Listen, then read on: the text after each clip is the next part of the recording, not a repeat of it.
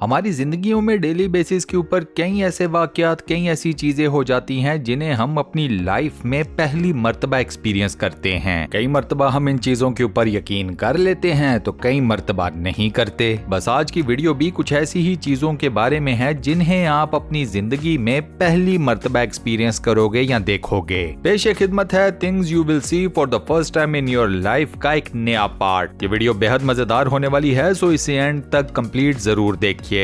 तो चलिए शुरू करते हैं।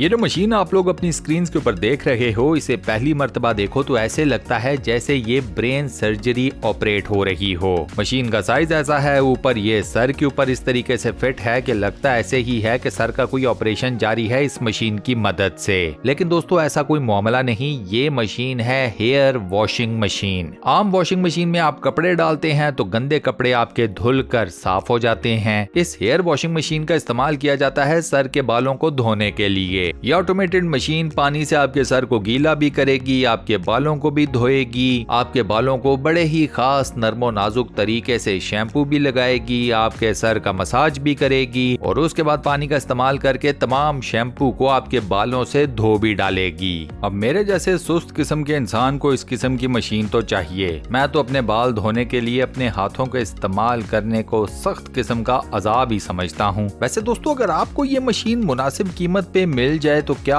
आप लोग इस मशीन को खरीदना पसंद करोगे या नहीं? सिंपल सी हाँ या ना में मुझे अपना जवाब नीचे कमेंट सेक्शन में जरूर बताना। इसके बाद ये नेक्स्ट वीडियो खवातीन को काफी ज्यादा पसंद आने वाली है क्योंकि ये नेक्स्ट वीडियो है डॉल्स या गुड़िया से मुतल्लिक। ऑलमोस्ट तमाम खवातीन ने या लड़कियों ने अपने बचपन में डॉल्स के साथ तो जरूर खेला होगा। इस वीडियो में मैं आपको जल्दी से ये दिखाऊंगा कि फैक्ट्रीज के अंदर डॉल्स की मैन्युफैक्चरिंग कैसे की जाती है। प्लास्टिक का इस्तेमाल करते हुए इन तमाम डॉल्स के चेहरे, बाजू, टांगे और बाकी जिस्म के पार्ट्स कैसे बनाए जाते हैं। अब ये काम दिखने में जितना ज्यादा आसान नजर आता है, असल में ये उतना ज्यादा आसान है नहीं। इस काम में भी आपको ठीक ठाक किस्म की टेक्निकल एक्सपर्टीज चाहिए होती है, महारत चाहिए होती है। डॉल्स की बॉडीज के साथ बाजुओं को, टांगों को, गर्दन को, चेहरे को एडजस्ट करना, इसके लिए आपको चाहिए प्रिसीजन। डॉल के चेहरे के ऊपर आंखों को क्रिएट करना, वो भी एक अच्छा खासा महारत का काम है। इसके बाद डॉल्स की तमाम बॉडी पार्ट्स को जोड़ा भी जाता है, उन पर थ्रेडिंग का काम भी किया जाता है। उसके बाद डॉल्स के सरों के ऊपर लगाने के लिए स्पेशल किस्म की विग्स को भी तैयार किया जाता है, क्योंकि ऑब्वियस सी बात है आपको एक गंजी गुड़िया तो दिखाने से रहे, उसके सर के ऊपर आपको बाल तो दिखाने पड़ेंगे। सो उन बालों को अलग से क्रिएट किया जाता है। कीप इन माइंड के बालों के डिजाइन को यानी कि हेयर स्टाइल्स को भी डिफरेंट रखा जाता है। इसके बाद डॉल्स के कपड़ों की तैयारी है, वो एक अलग से स्टेज है। मल्टीपल डॉल्स के लिए मल्टीपल किस्म के रंग बरंगे कपड़ों को डिजाइन किया जाता है। डॉल्स के ऊपर भी पेंट किया जाता है, जबकि क्लोथिंग लाइन को भी डिफरेंट किस्म के कलर्स के साथ पेंट भी किया जाता है, या डिफरेंट किस्म के कपड़ों को एक दूसरे के साथ स्टिच करके डिफरेंट किस्म का डिजाइनिंग सूट बनाया जाता है। इसके बाद दोस्तों मैं आपको दिखाता हूँ एक इंतहाई खास किस्म का लॉन टेनिस कोर्ट। इस लॉन टेनिस कोर्ट को स्पेशल तैयार करने के बाद समुद्र के पानियों में छोड़ दिया गया है।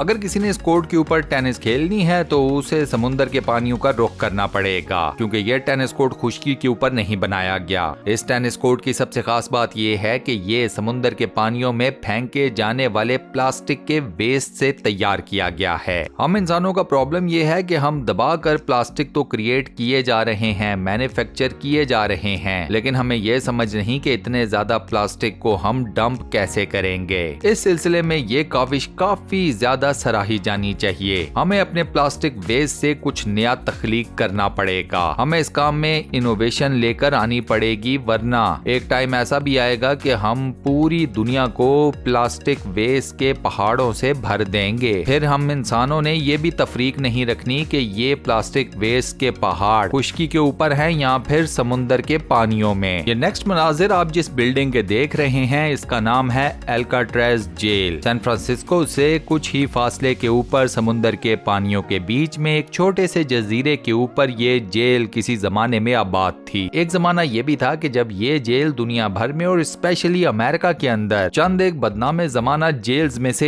एक थी। अमेरिका के इंतहाई खतरनाक तरीन कैदियों को इसी जेल के अंदर रखा जाता था। उन जमानों में इस जेल के बारे में ये बात मशहूर थी कि यहाँ से कोई भी कैदी फरार नहीं हो सकता। उसकी वजह ये थी कि एक तो इस जेल की सिक्योरिटी बहुत ज्यादा टाइट थी और दूसरा ये जेल जैसा मैंने कहा एक छोटे से जजीरे के ऊपर बनी हुई थी जिसकी चारों साइड्स के ऊपर पानी ही पानी था। लेकिन दोस्तों मजे की बात यह है कि इसके बावजूद इस जेल में से चंद कैदी फरार होने में कामयाब हो गए थे। बस फिर उसी वाकये के बाद इस जेल का जवाल शुरू हो गया। फिर एक टाइम ऐसा भी आया जब इस जेल को मुकम्मल तौर पर बंद कर दिया गया। आज ये जेल दुनिया भर के टूरिस्ट के लिए एक टूरिस्ट स्पॉट है और इससे ज्यादा कुछ भी नहीं। इस जेल के ऊपर कई तरह की डॉक्यूमेंट्रीज भी बन चुकी हैं। कई मूवीज में भी इस जेल को दिखाया गया है। तो इन डॉक्यूमेंट्रीज इन मूवीज को देखकर आपको इस जेल के बारे में काफी ज्यादा मालूमात मिल जाएंगी। इसके बाद देखिए दोस्तों छिपकली की ये इंतहाई अजीबोगरीब किस्म की किस्म। इस छिपकली को आप स्पाइडरमैन छिपकली कह सकते हैं क्योंकि इसकी स्किन का कलर स्पाइडरमैन के सूट से हूबहू मिलता है। ये अलग बात है कि ये छिपकली जिस किस्म की हरकतें कर रही है स्पाइडरमैन भी उसी किस्म की हरकतें करता हुआ तमाम मूवीज में हमें नजर आता है। यहाँ मैं आपको ये भी बता दूं कि ये छिपकली दुनिया की चंद एक खूबसूरत तरीन रेप्टाइल्स में से एक है। ये बात मैं नहीं कहता बल्कि दुनिया भर के बायोलॉजिस्ट कहते हैं। इस रेप्टाइल की स्किन के ऊपर मौजूद कलर पैटर्न्स ऐसे हैं कि जो आपको शाज़ो नादिर ही किसी और रेप्टाइल में नजर आते हैं। ऊपर वाले की भी तख्लीक कितनी निराली है। अंदाजा कीजिए एक रेप्टाइल को कितनी कलरफुल स्किन देकर बनाया हुआ है। यहाँ मैं आप दोस्तों को ये भी बता दूं कि ये छिपकलियां आपको दुनिया के हर मुल्क में इजीली देखने को नहीं मिलती।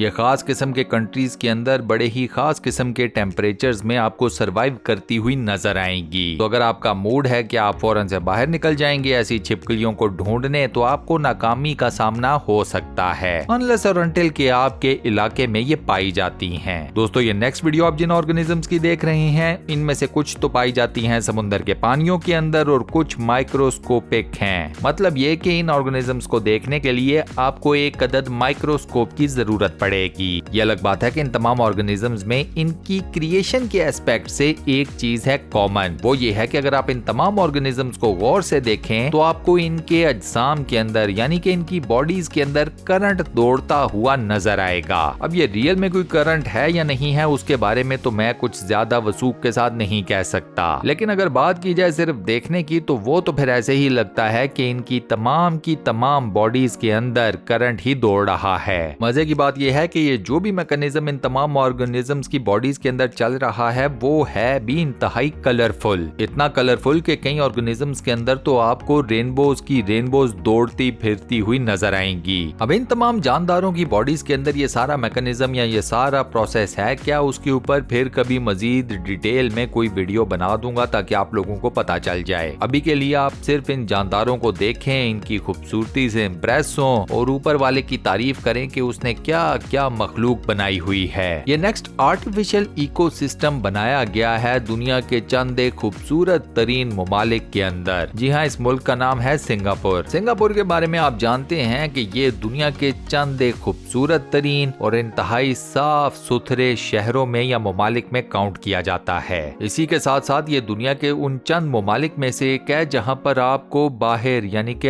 आउटडोर च्युइंगम चबाने की भी इजाजत नहीं। जी हाँ, अगर सिंगापुर की पुलिस आपको ताड़ लेती है पब्लिक प्लेसेस में च्युइंगम चबाते हुए तो आपको अच्छा खासा भारी किस्म का जुर्माना आयद कर दिया जाता है। अब आप चाहे लोकल हैं या टूरिस्ट हैं आपको ये जुर्माना भरना पड़ता है। इस आर्टिफिशियल इकोसिस्टम की सबसे खूबसूरत बात यह है कि इसके बिल्कुल सेंटर में एक आर्टिफिशियल वाटरफॉल को भी क्रिएट किया गया है। इस आर्टिफिशियल वाटरफॉल का डिजाइन भी काफी ज्यादा यूनिक है। अब अगर आप कोई आम सी कुदरती आबशार या वाटरफॉल देखते हैं तो उसका डिजाइन इंतहाई डिफरेंट किस्म का होता है। ऑन द अदर हैंड इस वाटरफॉल को डिजाइन दिया गया है इंतहाई यूनिक, इंतहाई डिफरेंट सा। इस वाटरफॉल का डिजाइन बिल्कुल इस किस्म का है जैसे ऊपर से कोई लिड ओपन कर दी गई हो, यानी कि छत के ऊपर कोई सुराख किया गया हो और उस सुराख में से पानी आकर इस आर्टिफिशियल इकोसिस्टम के एंड बीच में सेंटर में गिर रहा हो। दूसरी मेन खूबसूरती जो इस आर्टिफिशियल इकोसिस्टम की है वो ये है कि आपको इस आर्टिफिशियल वाटरफॉल के इर्द गिर्द बेतहाशा सब्जा या ग्रीनरी नजर आएगी। इस जगह के ऊपर बेशुमार प्लांट्स लगाए लगाए गए हैं, बेशुमार दरख्तों को ग्रो किया गया है। ये जगह आपको एक अलग सा ही नजारा पेश करती है। ऑन टॉप ये कि आपको इस आर्टिफिशियल वाटरफॉल, इस आर्टिफिशियल इकोसिस्टम में जदीद तरीन सहूलियात भी मर्ज करती हुई नजर आएंगी। जैसे कि इस आर्टिफिशियल इकोसिस्टम में खास किस्म की ट्रेन भी रन होती है। इस ट्रेन में टूरिस्ट बैठकर इस पूरे आर्टिफिशियल इकोसिस्टम की सैर कर सकते हैं। इसके बाद लास्ट में आपको दिखाता हूँ ये खास किस्म का कैटरपिलर। इस कीड़े का दरख्तों या पौधों के ऊपर रहना और इन्हीं दरख्तों और पौधों की छाल या पत्तों से अपने घर को बनाना, यही इसकी सबसे बड़ी यूनिकनेस है। ये कीड़ा क्या करता है कि ये दरख्तों की छाल और दीगर पौधों के पत्तों को अपने जिस्म के इर्द गिर्द खास तरीके से कंस्ट्रक्ट करना शुरू कर देता है। दरख्तों की छाल और पौधों के पत्तों की मदद से पहले ये बनाता है अपना घर और उसके बाद ये दरख्तों के ऊपर या पौधों के ऊपर जहाँ कहीं भी मूव करता है, जाता है, ये दरख्तों की छाल और पौधों के पत्तों का इस्तेमाल करते हुए जो इसने अपना घर बनाया होता है उसे अपने सर पर उठाकर साथ लेकर जाता है। ये कीड़ा आपको जहाँ कहीं भी ट्रैवल करता हुआ नजर आएगा, ये अपने घर को अपने साथ ही लेकर ट्रैवल करता है। यही इस कीड़े की सबसे बड़ी स्पेशलिटी भी है। और इसी अमेजिंग फैक्ट के साथ हम अपनी आज की इस वीडियो को यहाँ पर करते हैं दी एंड। दोस्तों, आज की ये वीडियो आपको कैसी लगी, वॉइस ओवर कैसा लगा, मुझे नीचे कमेंट सेक्शन में जरूर बताइएगा। इस वीडियो को ज्यादा से ज्यादा लाइक कर दें, ज्यादा से ज्यादा शेयर कर दें ताकि मुझे मेरी मेहनत का सिला मिल जाए। वीडियो को बंद करने से पहले आपसे एक छोटी सी रिक्वेस्ट, और वो ये कि अगर आपने अभी तक हमारे इस चैनल को सब्सक्राइब नहीं किया हुआ तो बराए मेहरबानी चैनल को सब्सक्राइब जरूर कर लें और साथ बने हुए बेल के आइकन को लाजमन प्रेस कर दीजिएगा। बाकी इंशाल्लाह मुलाकात होती है किसी नई वीडियो और हैरत अंगेज टॉपिक के साथ। अपना बहुत ख्याल रखिएगा। शुक्रिया।